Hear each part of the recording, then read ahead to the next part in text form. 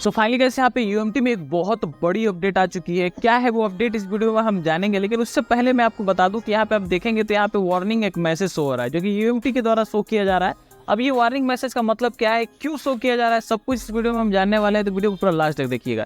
ये जो update UMT का आया है ये एमटीके सीपीयू के ऊपर आया हुआ है, यानी कि एमटीके सीपीयू का जो टूल है उसके ऊपर इन्होंने अपडेट दिया है। और ये अपडेट जो है काफ़ी भारी भरकम है, क्योंकि इसके अंदर बहुत सारी नई चीज़ों को ऐड किया गया है। खास तौर पे ये थोड़ा सा डीप लेवल की जानकारी होती है जिसको कि आपको पूरा कंप्लीट देखना है। वीडियो पूरा देखिएगा, क्योंकि वीडियो में बहुत कुछ मैं ऐसी जानकारी देने वाला हूँ जो अभी तक मैंने किसी भी वीडियो के अंदर नहीं दिया है, तो पूरा लास्ट तक जरूर देखिएगा। तो सबसे पहले हम अपडेट के ऊपर चलते हैं।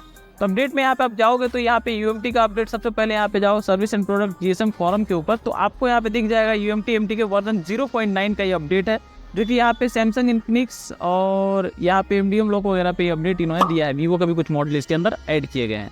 तो इसको हम ओपन करके डिटेल में जब जाएंगे तो ये रहा हमारा पूरा डिटेल, जिस पर आपको यहाँ पे बहुत सारी चीज़ें आपको यहाँ पे ऐड किया गया है। ये एक एक लाइन में क्या क्या चीज़ें हैं सब कुछ हम डिटेल में समझेंगे, कौन सा चीज़ का क्या यूज़ है, क्या है, सब कुछ जानेंगे। और वो एरर क्यों आ रहा है, वार्निंग क्यों शो हो रहा है, वो भी हम जानेंगे। तो डायरेक्टली हम इसको छोड़ देते हैं, यहाँ से हम साइड हटते हैं। हम डायरेक्टली अपना ओपन कर लेते हैं यूएमटी एक्सेस सपोर्ट, क्योंकि मीडियाटेक और जो आपका क्यूसीफायर है उसके अंदर जब अपडेट आता है तो ये यहाँ पे एक्सेस सपोर्ट में दिखा देता है।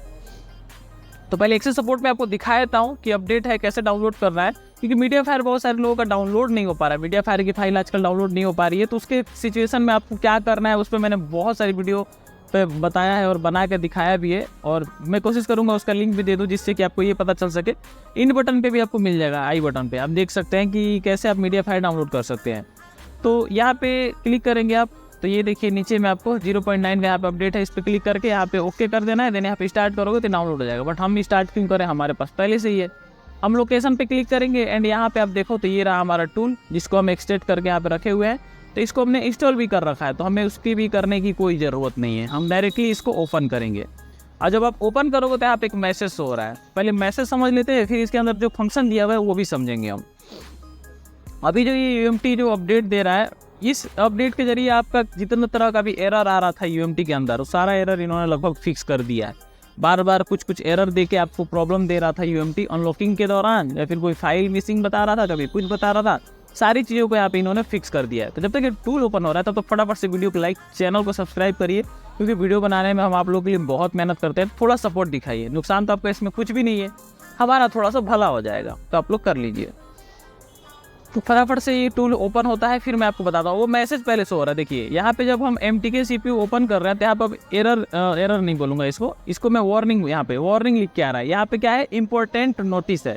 अब ये नोटिस क्या है, IMEI चेंज इज इलीगल, यानी कि इनका कहने का मतलब है कि जो आप फ़ोन का IMEI नंबर चेंज करते हो वो इलीगल है। अब इलीगल क्यों है वो पहले जानेंगे, उससे पहले मैं यहाँ पे बता दूँ फंक्शनल क्या लिखा है यहाँ पे, ध्यान से देखिए। Function related to IMEI provided only for recover IMEI number gets damage due to corrupted software and hardware.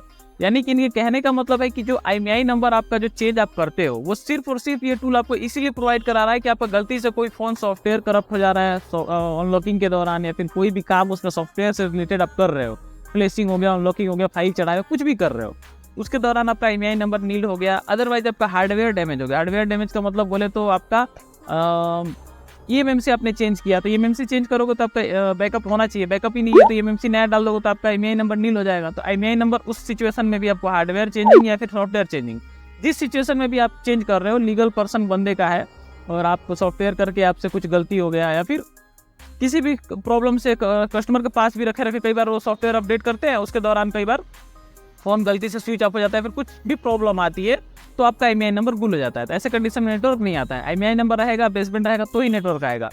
तो ऐसे कंडीशन में फ़ोन किसी काम का नहीं है। और आपको भी पता है कि IMEI नंबर के जरिए ही फ़ोन को ट्रेसिंग किया जाता है। अगर कोई भी इलीगल वर्क होता है तो IMEI नंबर के जरिए ही ट्रेस किया जाता है। तो ऐसे कंडीशन में इनके कहने का मतलब है कि इस तरह का कोई भी प्रॉब्लम आती है तो आप उसको कर सकते हो इस टूल के जरिए। Otherwise are you not allowed this function to local law, मतलब आपके कहने का मतलब है कि ये जो परमिट यहाँ पे इन्होंने दिया है किसी भी ये गवर्नमेंट के खिलाफ, मतलब ये लॉ यानी कि रूल्स के खिलाफ है। आप इसका अदर पर्पज कोई गलत इस्तेमाल नहीं कर सकते हैं। This you will solve responsible to any misuse of this software, यानी कि अगर आप कोई भी मिसयूज करते हो इस सॉफ्टवेयर का, इलीगल पर्सन यूज करते हो, किसी चोरी का फोन अनलॉक करते हो, तो इसके रिस्पॉन्सिबल आप खुद होंगे। ये चीज़ इन्होंने यहाँ पे क्लियर किया है। तो अब हम इसको एग्री करके ओपन कर लेते हैं। तो कहने का मतलब है कि अभी ये टूल जो आपको प्रोवाइड करा रहा है फंक्शन, वो बहुत ही तगड़ा प्रोवाइड फंक्शन है, जिसमें कि आप किसी भी फ़ोन का IMEI नंबर बहुत ही आसानी से रिपेयर कर पाओगे। अब ये टूल के अंदर इंटरफेस में कोई चेंजिंग नहीं है। यहाँ पे दो चीज़ सबसे पहले यहाँ पे इन्होंने कहा है, ये द अल्टीमेट MTK टूल पे यहाँ पे इन्होंने प्री लोडर एक्सप्लिट का बीटा वर्जन जो यहाँ पे चल रहा है, इसके ऊपर इन्होंने 2 CPU दिया है, जिसमें कि वीवो में एक सपोर्टेड CPU है Helio G99 और एक है टेक्नो में MT6983। इसमें CPU जो जितने भी मॉडलों में लगा हुआ है, जिसमें कि Dimensity 9000+ ये CPU है, ये आपका सपोर्टेड है। ये 5G CPU है। मैं आपको पहले दिखा देता हूँ। ये देखिए, ये रहा Helio, ये है G99 और इसके अलावा यहाँ पे एक MediaTek का CPU ये रहा, ये हमारा है MTK Dimensity 9000+, ये 5G CPU है। तो ये दोनों CPU इसके अंदर सपोर्टेड दिए हुए हैं। अभी जितने भी मॉडल में लगे होंगे वो सारे मेथड को आप इससे अनलॉक कर पाओगे। इनके कहने का मतलब ये है। और ये हमारा कस्ट प्री लोडर सेलेक्ट करने पे कई बार दिक्कत आ रहा था कि कई सारे फाइल एरर बता रहा था, उसको भी यहाँ इन्होंने फिक्स किया, मैं आपके आगे बताऊंगा। पहले यहाँ पे एक चीज़ देखेंगे, IMEI नंबर पे इन्होंने मेन फोकस किया है। तो यहाँ पे IMEI नंबर पे पाओगे तो यहाँ पे 2 मेथड ऐड किया गया है, Xiaomi new method, Oppo new method, Samsung new method, और ये तो सब पहले से था। ये जेनरिक सैमसंग, ये 4 चीज़ इन्होंने नया किया है। इसके पहले वाले अपडेट में यहाँ पे Xiaomi और Oppo ये 2 ही ऑप्शन आ रहे थे, बाकी 4 यहाँ पे नया इन्होंने ऐड किया है। और इसमें आप IMEI नंबर डाल के राइट वगैरह कर सकते हो। और इसके अलावा तो इसमें सब कुछ सेम ही है, वीवो वगैरह सब पहले से ही था। अब हम जानते हैं इसमें इन्होंने नया क्या किया है। तो यहाँ पे added Xiaomi security repair new method. यहाँ पे Xiaomi जो मैंने आपको पहले बताया, पहले यहाँ पे ओल्ड मेथड था सिक्योरिटी का, अब नया मेथड इन्होंने ऐड किया है। और यहाँ पे इनका कहना है कि जो सिक्योरिटी रिपेयर है वो आप न्यू मेथड से आप कर सकते हो। अब सिक्योरिटी रिपेयर का मतलब ये हुआ कि जैसे किसी फ़ोन का सिक्योरिटी का मतलब क्या होता है, उसकी पूरी जो फाइल जिसके बदौलत फ़ोन रन करता है, जिसके बदौलत फ़ोन में सॉफ्टवेयर उसमें नेटवर्क आता है, यानी कहीं ना कहीं उस पर इनबिल्ड है IMEI नंबर भी, उससे ही लिंक है, सिक्योरिटी में ही वो भी होता है। तो यहाँ पे इसको आप न्यू मेथड से चेंज कर सकते हैं। अब इसके अंदर कुछ चीज़ों इन्होंने बताया, repair make using this method to permanent, यानी कि ये जो मेथड आप यूज करोगे परमानेंट होगा। Boot loader must be unlocked, यानी कि इस फंक्शन को यूज करने के लिए आपको बूट लोडर अनलॉक करना पड़ेगा, ये भी इन्होंने बताया। You can hard reset in device without any issue, मतलब अब आप जब इसको बूट लोडर अनलॉक करके और अपने फ़ोन को जब आप सॉफ्टवेयर रिपेयर कर लेते हो, इसके बाद से कई बार क्या होता है कि पहले के प्रॉब्लम आते थे कि जब आप फ़ोन को बूट लोडर वगैरह अनलॉक करते थे तो उसमें कुछ दिक्कत आ जाती थी। जब उसको हार्ड रीसेट वगैरह आप करते थे तो प्रॉब्लम दे जाता था, कई बार IMEI नंबर ही उड़ जाता था। तो ये जो प्रॉब्लम आती थी यहाँ पे इन्होंने बता दिया पहले ही कि अब आप बिना इशू के आप रिपेयर करने के बाद उसको यूज कर सकते हो।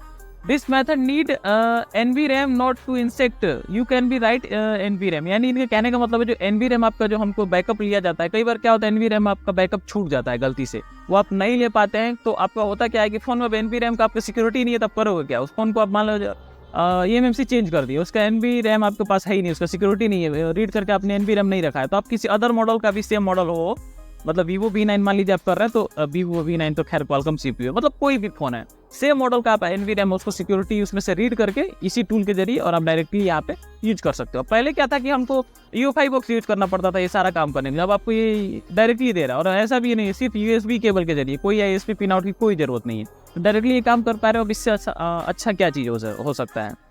तो यहाँ पे दिया हुआ है this method only for use of MU11 तक का ये सपोर्ट कैन फॉर्मेट और कि आपका ओप्पो के लिए Xiaomi के लिए था। अब यहाँ पे एडेड ओप्पो सिक्योरिटी में भी ये सारी चीज़ें सेम ही इन्होंने कहा है कि बूट लोडर मोस्ट अनलॉक होना चाहिए, आपका जो भी मैंने पहले बताया वो सारी चीज़ें।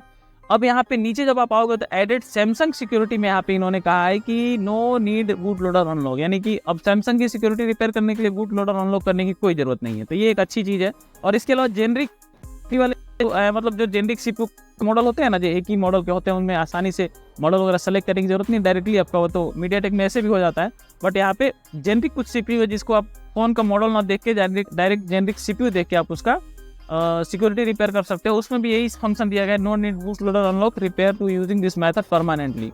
तो यहाँ पे इनका कहना है इसमें आपका ये 4G डिवाइस पे ही सपोर्टेड है। और यहाँ पे इसमें भी इन्होंने सैमसंग में भी सिर्फ 4G डिवाइस का ही सपोर्ट बताया, जो 5G पे है अभी ये नहीं सपोर्टेड है, आगे चल के हो जाएगा, टेंशन लेने की कोई ज़रूरत नहीं है। अब थोड़ा हम नीचे आएंगे तो यहाँ पे इनका कहना है कि यहाँ पे ऐड Xiaomi MDM, यानी कि अब MDM लोग आपका इन्फिनिक्स से जो फ़ोन है उस पर भी MDM लॉक यहाँ पे रीसेट इन्होंने दे दिया, जिसमें ID अकाउंट MDM रीसेट आप आसानी से कर सकते हो। बट ये एक तरह से इलीगल है, तो मैं नहीं कहूँगा ये सब आप काम करो, तो इसको नहीं करना है। आप लोग बस अपडेट डालो बट यूज़ नहीं करना है। यहाँ पे most agree to enable IMEI security related function update Samsung KG remove. यहाँ पे वही MDM KG एक ही बात है, मान के चलिए। सैमसंग के लिए KG लॉक बोलते हैं, बाकी फ़ोनों के लिए MDM लॉक बोलते हैं। यहाँ पे एक चीज़ और इन्होंने कहा है, हीलियो प्रोटोकॉल अल्टीमेट गेट। यहाँ पे एक एरर आ रहा था हीलियो के जो